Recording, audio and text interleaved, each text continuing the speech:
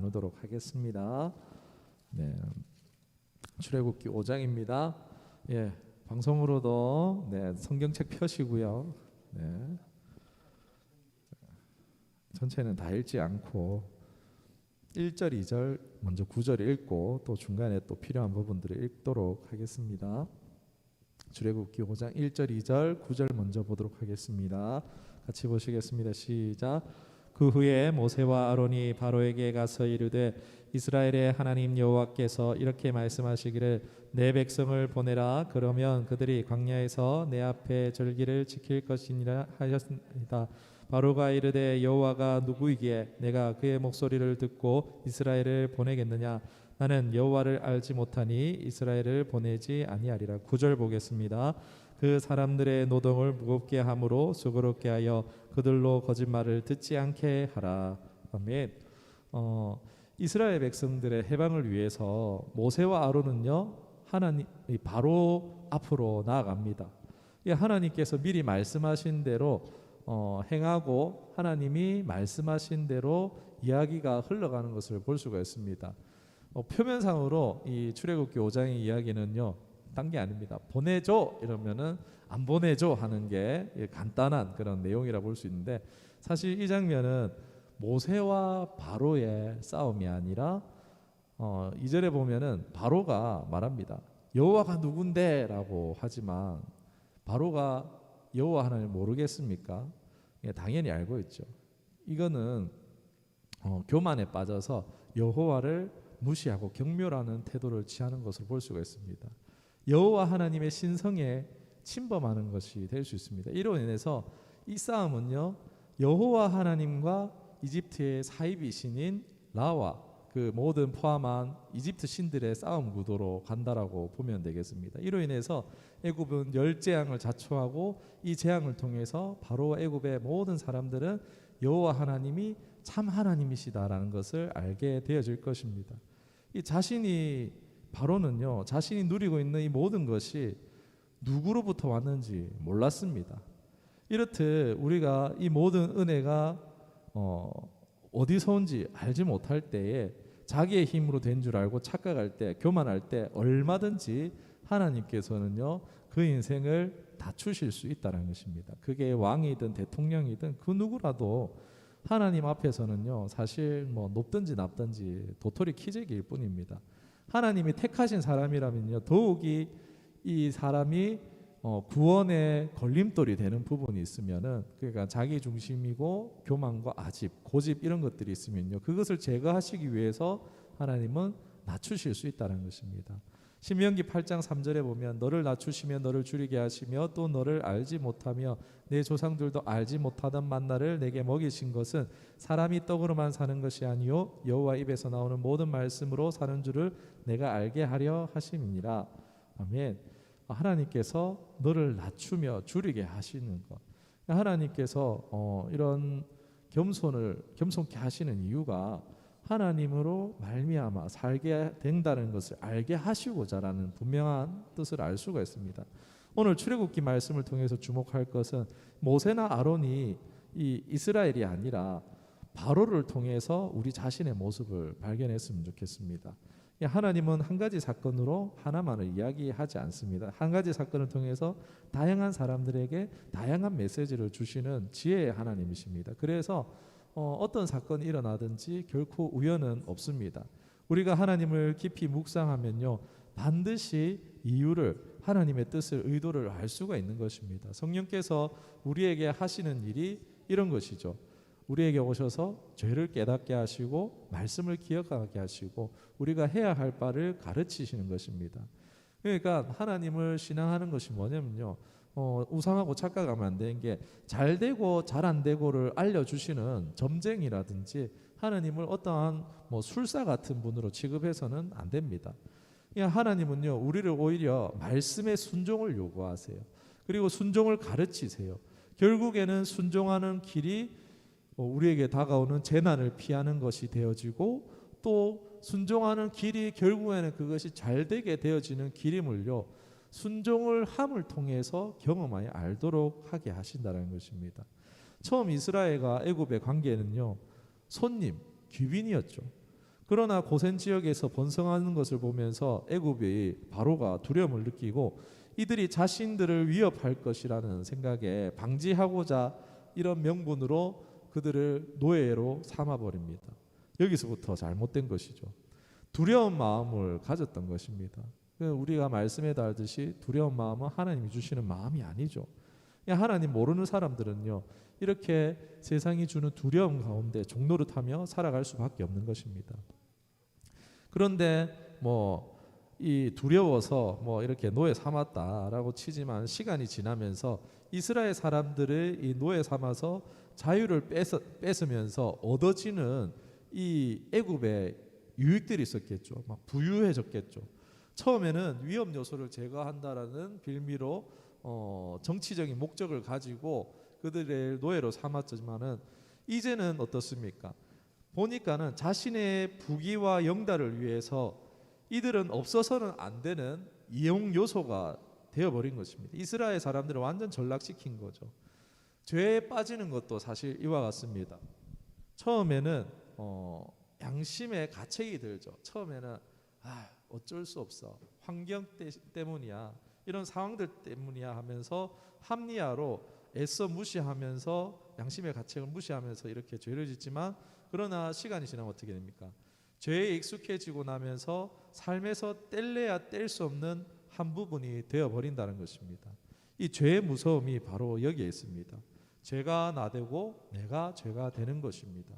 죄는 반드시 심판을 받는데 죄를 처리하지 않게 되면 심판을 받게 되어 있습니다. 히브리서 9장 27절에 말씀대로 한 번 죽는 것과 별개로 심판을 받게 되어지는데, 이때 죄의 문제를 해결하지 못했을 때에 영원한 형벌에 처해지게 되는 것입니다. 생각해 보기를 원합니다. 우리가 이집트 입장에서, 바로 입장에서 한번 생각해 봤으면 좋겠습니다. 지금 이스라엘 사람들이 보내달라는데 여러분은 보내주시겠습니까? 보내주기가 쉽겠습니까? 쉽지 않겠죠. 보내줬다가는 지금 이집트의 운영이라든지 누리고 있는 모든 것들이 한순간에 정지되고 말 것입니다. 경제며 권력이며 문화와 또 주변 평판이라든지 이런 것들을 다 포기해야 되는데 그러지 못한다는 것입니다.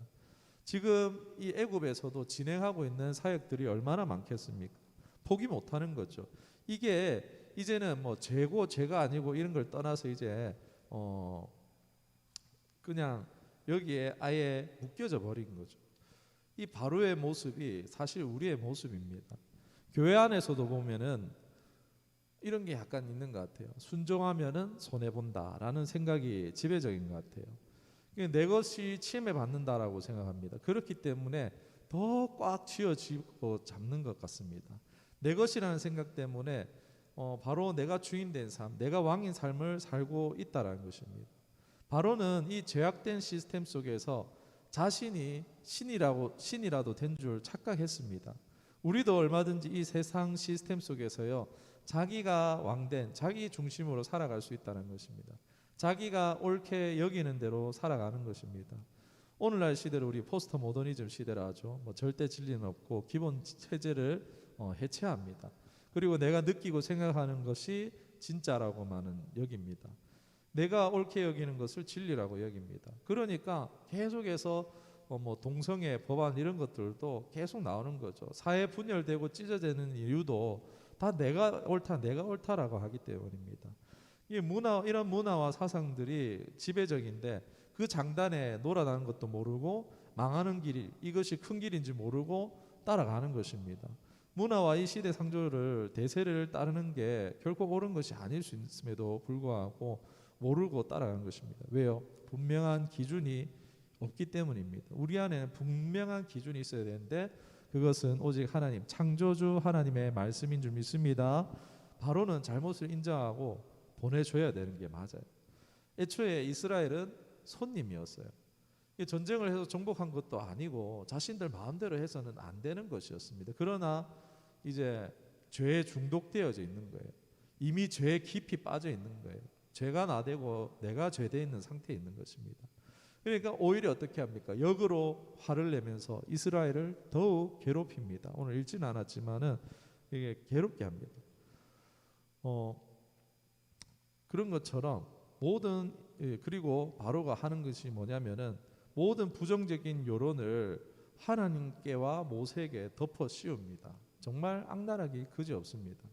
죄의 속성이란 게 그렇습니다. 처음 거부하지 않으면요, 거기에 빠지게 됩니다. 그 한 죄의 틈이 또 다른 죄를 더하게 되는 것입니다. 마태복음 12장 45절에 보면 이에 가서 저보다 더 악한 귀신 7을 데리고 들어가서 거하니 그 사람의 나중 형편이 전보다 더욱 심하게 되느니라. 이 악한 세대가 또한 이렇게 되리라 말씀합니다. 결국 인생은 무엇입니까? 죄에 잡혀 죄에 끌려 다닐 수밖에 없는 것입니다. 인생은요, 두 가지밖에 없습니다. 하나는 하나님의 종으로 살거나 하나는 죄의 종으로 살던가. 그러니까 내가 주인 되는 삶은 없습니다. 하나님 종이든지 아니면 죄의 종이든지 그 두 가지밖에 없습니다. 이 하나님의 법, 생명의 법을 따라 살거나 세상의 법, 사망의 법을 따라 사는 것뿐입니다. 그렇기 때문에 예수님께서 친히 오신 것입니다. 주의 영 성령 하나님을 우리에게 보내주신 것입니다. 하나님의 법, 생명의 법을 우리에게 이루어지게 하시기 위해서, 우리가 따를 수 있도록 하시기 위해서 오신 것입니다. 로마서 8장 2절에 보면 이는 그리스도 예수 안에 있는 생명의 성령의 법이 죄와 사망의 법에서 너를 해방하였습니다. 아멘. 우리 19절에서 21절 말씀을 보도록 하겠습니다. 5장 19절에서 21절 말씀을 보겠습니다. 19절에서 21절 세 절의 말씀 보겠습니다. 시작. 기록하는 일을 맡은 이스라엘 자손들이 너희가 매일 만드는 벽돌을 조금도 감하지 못하리라 함을 듣고 화가 몸에 미친 줄 알고 그들이 바로를 떠나 나올 때에 모세와 아론의 길이 서 있는 것을 보고 그들에게 이르기를 너희가 바로의 눈과 그의 신하들의 눈에 미운 것이 되게 하고 그들의 손에 칼을 주어 우리를 죽이게 하는도다. 여호와는 너희를 살피시고 판단하시기를 원하노라. 아멘. 실제로 이 바로의 정치적 공작은 먹혀들었습니다. 이스라엘 백성들이 모세와 아론에게 원망을 쏟아냅니다. 야, 하나님이 너희 벌하시기를 원한다라고 그렇게 좋겠다고 합니다. 미운 털이 박힌 거죠. 사실 바로의 잘못만 있는 것은 아닌 것 같습니다. 바로의 죄만 있는 것이 아니라 이스라엘도 사실 많은 문제를 가지고 있는 것입니다. 모세를 통해서 구원하신다니까 어떻게 합니까? 앞서 보면은 4장의 말미에 보면은 모세를 통해서 구원받나니까 장로들이 하나님을 경배합니다. 그러다가 상황이 좀 힘들어지니까 어떻게 됩니까? 금방 원망하면서 모세와 아론을 돌로 쳐 죽이려고 합니다. 전형적인 달면 삼키고 쓰면 뱉어내는 아주 이기적인 집단이라는 것을 볼 수가 있습니다. 그러니까 약하다고 결코 선한 것이 아닙니다. 오늘날 만연한 정치쇼가 이와 같지요. 정계와 언론과 교육계를 장악하고 자칭 정의가 되어서 평등을 외치면서 또 자기들의 반대하는 세력은 악으로 규정하고 프레임을 씌워가지고 막 끄집어내립니다. 오늘날 분별력이 없으면요, 성도들이 분별력이 없으면요, 이런 정치쇼, 언론쇼에 놀아나고 마는 것입니다. 참된 정의가 없어서 딱 이용당하기 쉬운 것입니다. 이 이용당했다고 해서 이들의 죄가 면제되겠습니까? 안 됩니다. 정치 언론이 분노를 조작하면 거기에 막 분노하고, 정치와 언론이 막 갈라치게 하면 거기에서 갈라지고, 미워하라고 하면은 미워하고, 시키는 대로 다 끌려다닐 수밖에 없는 것입니다. 속이는 것도 나쁘지만 거기에 속는 것도 사실 나쁜 것입니다. 거기에 인생을 정신적인, 시간적인, 육체적인 에너지를 소모하며 살아가는 것입니다. 선동당하는 거죠. 자신이 선동되어서 범죄에 가담하는 줄도 모르고 사람들이 막 역사에 내가 한 페이지를 썼다면서 막 자기 사진을 찍어가지고 SNS 올리면서 마냥 그냥 자위하는 것과 다름이 없습니다. 대통령 탄핵이 그렇습니다. 다윗이 언제 악신이 임한 사울을 끌어내린 적이 있습니까? 그런 적 한 번도 없습니다. 하나님의 사람은요, 하나님의 세운 왕을 존중하면서 하나님이 해결하실 때까지 기다리는 것입니다. 그런데 오늘날 얼마나 많은 하나님의 사람들이라고 말하는 자들이 어떻게 그런 일들을 할 수가 있습니까? 그리고 그것을 내가 역사에 한 페이지를 썼다면서 자랑하면서 자위할 수가 있습니까? 말도 안 되는 일이에요. 선동을 당하면서도 선동당한지 모르는 것입니다. 그래서 우리 안에 하나님의 법이 있어야 되는 이유가 이런 것입니다. 참 하나님의 법이 내 안에 있으면요 속지 않습니다. 선동당하지 않습니다. 교회 안에서도 정치적 성향이 짙은 목사님이 설교를 가장해서 선동할 수 있습니다. 이런 일들이 요즘 너무 많습니다. 하나님의 법이 말씀이 없으면요 거기에 끌려가는 거예요. 하나님을 모르면 적극적이든 소극적이든 하나님을 대적하는 편에 설 수밖에 없는 것입니다. 적극적으로는 바로처럼, 소극적으로는 선동되어진 이스라엘 백성들처럼 하나님 말씀을 듣지 않기에 결국에는 실패하는 쪽에 설 수밖에 없는 것입니다. 우리가 그 하나님 말씀 가운데 굳게 서야 될 줄 믿습니다. 22절에서 23절까지 말씀을 읽도록 하겠습니다. 시작. 모세가 여호와께 돌아와서 아뢰되 주여 어찌하여 이 백성이 하나님들을 당하나이까 하셨나이까 어찌하여 나를 보내셨나이까 내가 바로에게 들어가서 주의 이름으로 말한 후로부터 그가 이 백성을 더 학대하며 주께서도 주의 백성을 구원 아니하시나이다. 아멘. 모세는 알고 있었죠. 이 반역하고 이 바로가 말 안 들을 줄 알고 있었죠. 그래서 각오하고 순종으로 나아갔지만 보니까 이스라엘 사람들의 원성이 자자합니다. 이것을 직접 당해야 했습니다. 모세는 그저 순종했을 뿐입니다. 바로가 말을 안 들을 줄 알았지만 이렇게 사태가 심각해질 줄은 몰랐던 것 같습니다. 이 이스라엘 사람들의 원망을 듣게 되자 모세는 인간적으로 힘들고 혼란스럽고 이해할 수 없었던 것 같습니다. 내용이 보면은 원망 같지만 잘 보면은 불만 불평이 아니라 이 백성들의 고통이 가중되는 걸 보면서 그들에게 불행을 가져다 준 것 같아서 마음이 힘들었고 이에 하나님의 뜻이 무엇입니까? 더 하나님을 깊이 이해하고 싶은 차원의 갈망적인 기도라고 할 수가 있습니다. 하나님은 이 사건들을 통해서 이 애굽에는 재앙을, 이스라엘에게는 구원을, 모세에게는 순종의 훈련을 동시에 이뤄가시는 것을 볼 수가 있습니다. 모세는 순종했고요. 이전보다 그의 믿음이 자라고 성장해 있는 것을 볼 수가 있습니다. 그 부르실 때만 봐도 어떻습니까? 전혀 하나님 앞에 말씀도 안 듣고 명령을 행하지 않았는데 이제 순종하며 나아가면서 그가 이제 하나님의 뜻, 하나님의 마음을 구하는 것을 볼 수가 있습니다. 우리 인생에 찾아오는 고통을 마주할 때 그 원인을 알 수 없을 때가 있습니다. 참 보니까 지금 딱 그 시기라고 할 수 있겠습니다. 아직 하나님의 뜻과 계획을 다 이해하지 못한 데서 당하는 그 고통과 답답함 그리고 서름이 북받쳐 오른 것입니다. 우리가 아는 것은 바로도 강팍하지만 사실 이스라엘 자체도 준비되어 있지 않았기 때문입니다. 이스라엘이 물어있는 시간이 필요했기 때문입니다.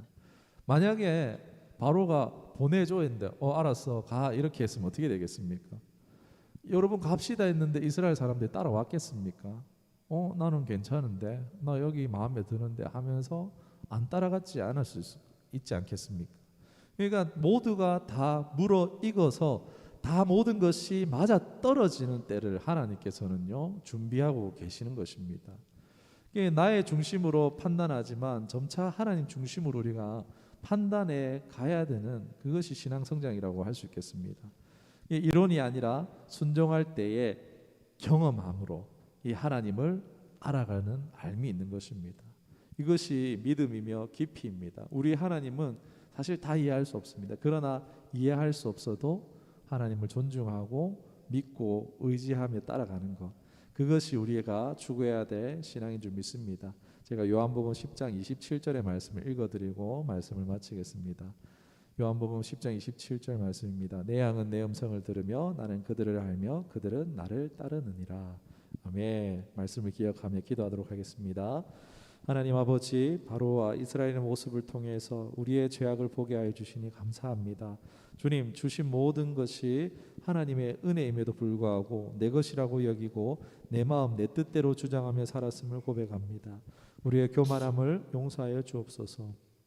또 죄인 줄 알면서도 상황과 환경을 탓하면서 자주 죄를 합리화하며 죄가 깊어져 죄가 나되고 내가 죄된 삶을 살았음을 용서하여 주옵소서. 바로의 모습이 바로 내 모습입니다. 주님 용서해 주옵소서. 내 안에 하나님의 말씀이 없으므로 내 소견에 오른 대로 사는 어리석음을 용서하시고 하나님의 말씀, 하나님의 법이 내 안에 살아 나의 삶으로 말씀을 살아내는 은혜가 있게 하여 주옵소서. 세상 흔들려도 흔들리지 않도록 성령님 연약한 나를 붙들으시고 주의 길로 해가게 하옵소서. 우리 살아가면서 이해할 수 없는 상황들 참 많이 마주합니다. 그러나 순종을 멈추지 않고 나아갈 때 우리의 믿음이 우리의 영이 성숙하고 성장하여서 점차 하나님의 뜻을 발견하고 알아 더욱 순종하게 되어지는 하나님의 역사를 보게 되는 우리 모두가 되게 하여 주옵소서. 예수님의 이름으로 기도드리옵나이다. 아멘.